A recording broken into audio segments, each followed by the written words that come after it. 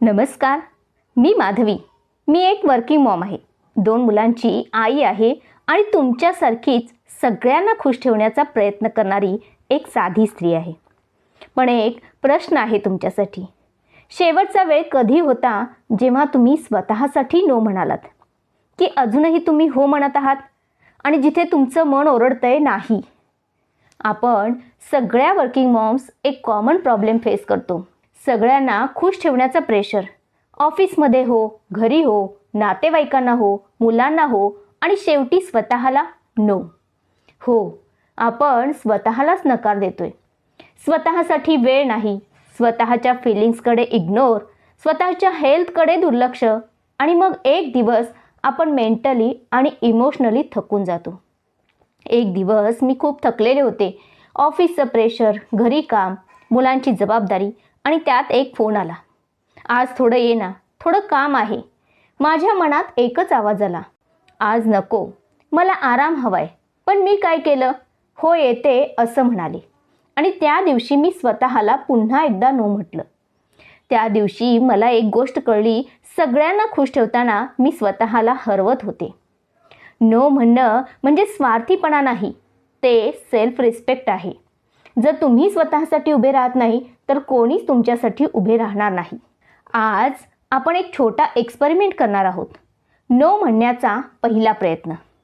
तुम्हाला आज मोठा चेंज करायची गरज नाही, फक्त 1% बेटर बनायचं आहे.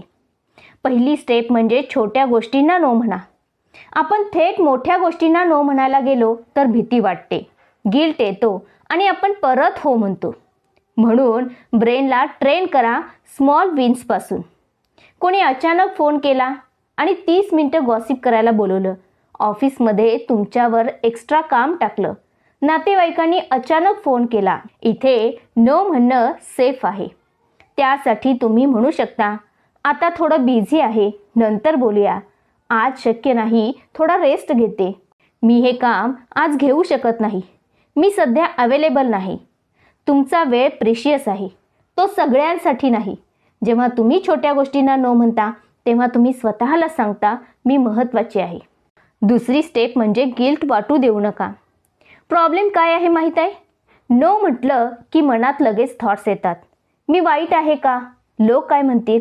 मी मदत केली नाही आणि मग आपण परत हो म्हणतो. गिल्ट म्हणजे हॅबिट आहे.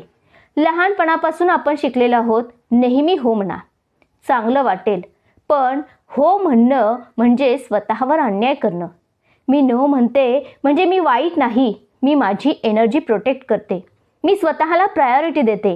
माझा वेळ, माझी एनर्जी, माझं डिसिजन.